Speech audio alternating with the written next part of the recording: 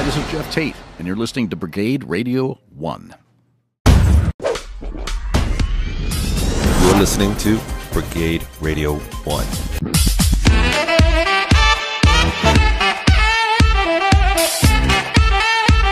We're here with a legend, actually one of my heroes, if you will. Professional soccer player. He actually was instrumental somewhat in building the sport here in America when he played for the New York Cosmos. Not to mention, he worked for legendary director John Huston, staring down Sylvester Stallone in the movie Victory. Everybody, Mr. Werner Roth. How are you? Very good, Ethan. Nice to be here. No, it's nice to have you here. Believe me, and my daughter's probably listening at home, pissed off because she's not here to meet you in person because she loves that movie. She's the one, eh? Yeah, both of us. I mean, I've been seeing that movie over the years. I've probably seen it 100 times. It's one of the best films ever made, I think. Well, it was John Huston's comeback picture. Was it considered a comeback picture? Oh my goodness! Really, I didn't realize that it was. Yeah, considered he had gone into semi-retirement, and then he had his third divorce and lost everything and needed the money. Needed the money. That's what. And always Freddie happens. Fields was developing this this interesting story, which is actually rooted in historical fact, not. Oh, really? Ultimately, yeah. But apparently, the German political machinery, the Nazis, were interested in a global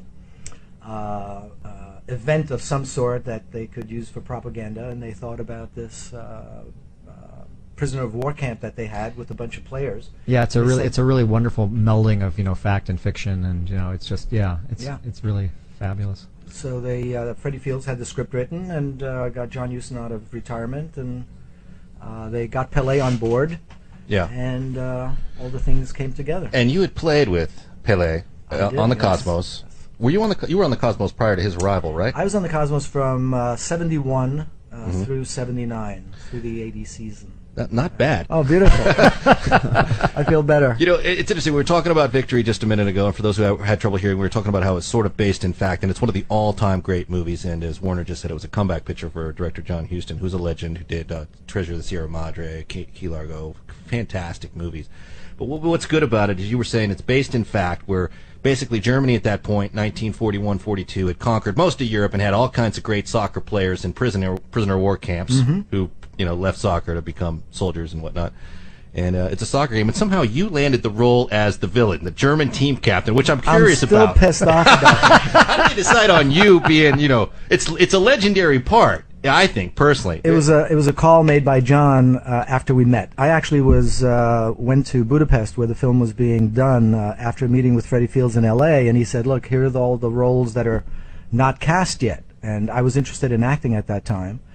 And there was a great little part of a Frenchman that wound up on the cutting room floor because he couldn't act or play soccer. So, but there was this French character that actually had a couple of great scenes. Never made it to the Paris match, but that was mine. I had studied, with my language teacher, studied the French accent and everything. And I went to Budapest, and still hadn't gotten the part. But Freddie said, "Look, whatever part you want, that part you'll get." We got there, we have a meeting with John Huston, and he takes one look at me and he said, where are you from? And I said, I'm German, born in Yugoslavia. And he said, how would you like to play Bauman? I said, well, John, I've been thinking about this French part, and I've studied all that. Did you tell him that? You said, I did, yeah. Listen, John, I know you're a legend. Yeah, exactly. I'm sick of being typecast as a Nazi bastard. Exactly, that was my point. And now you want me to play this bad guy? And he said, well, it's a pivotal role. Exactly. And we don't have anybody. Exactly. We don't have anybody to play with that yet. And your look, and you can speak German. You can put in a couple of words. So I was fighting until he said, "I'll tell you what. I am going to give you a scene at the climax of the movie.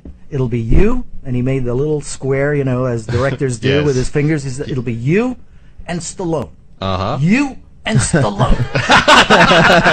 I said, all right. How can you turn that you down? got me. Yeah, that's it. He gets a lot of people. He got a lot of people that way while he was Or living. he said, you can go home. One or the other. Let's see. Let me think about that. Me and Stallone, or I can take a trip home. Right. It's funny. I mean, at one point, you must have been standing there where, the movie, the climax of the movie is you getting ready to kick a penalty kick, him as the goalie, and he catches it. And you must have at one point said, hey, look, John, I know you're the maestro here, but there's no fucking way this guy's blocking my penalty kick.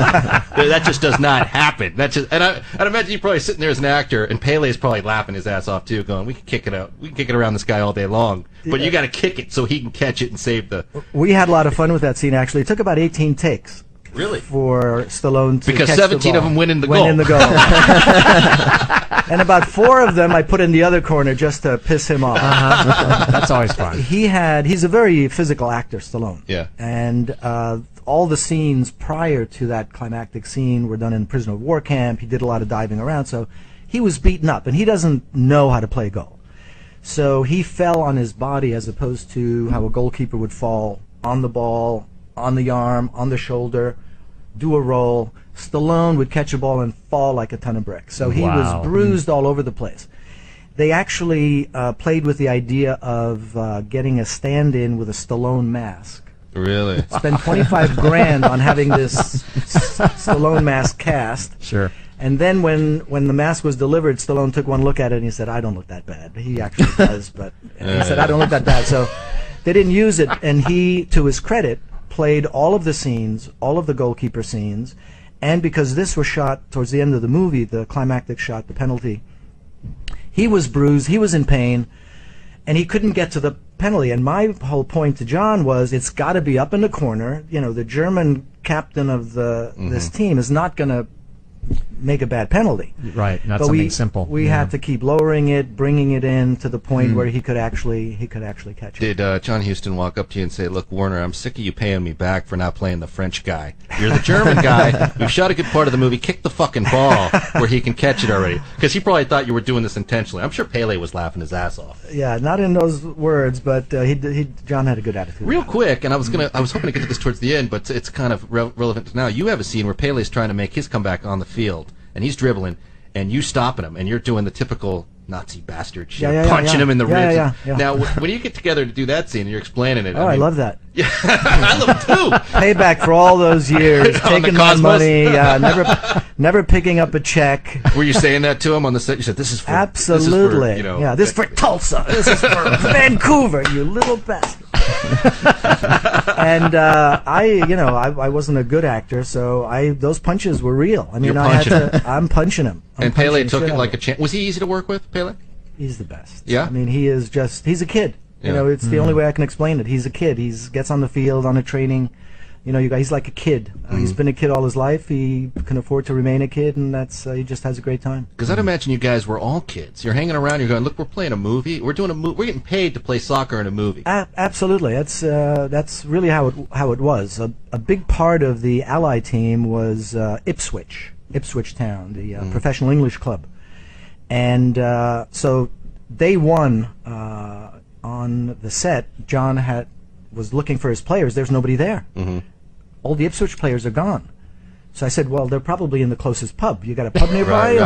Because they're standing around here for an hour without a beer. That doesn't work for English footballers. Right. So they send out the AD, and sure enough, he finds him at a local bar. He's got to drag him in now. So they built a pub on the set, prisoner of war set. So, as soon as these guys got done, they didn't have to leave the set that to is my get a kind couple of brews. Director, man. And he has you to thank for it. Did all those English... I bet you never bought a beer in the place, did you? Because there was all for free, so they just brought the beer in. Yeah. Wow. Where is John Huston what a life. now? Yeah. Gosh, I wish he was still around. But we did have a good time, and interestingly enough, if you've seen the movie, you see, and it's really visible in the penalty kick, when you've got the kind of the lineup, and it's the Stallone and Bauman character, and then you see the Allied players close up. They really had some acting capability. I thought that really sold it. One of the most interesting, and it gives you an idea of John Huston as a director.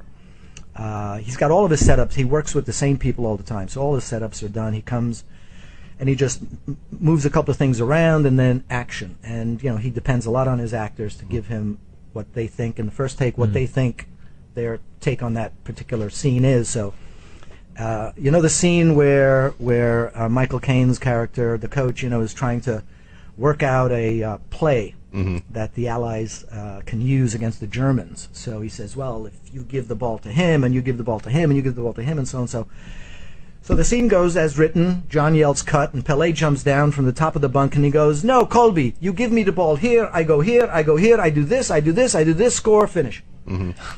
But there wasn't a take. It was just, he ad-libbed. Pele, he was having a good time, and this is what he wanted to do. So John said, "Start again, from the top, do it again." And Pele, "Do it that way." Wow. Took the did the scene all over again, and at the end of the scene he kept rolling, and Pele did his little jumping off, give me this, do this, blah, blah. And that's why that scene wound up in the movie, and it was one of the better scenes. I You better subscribe to this channel before you look uncool.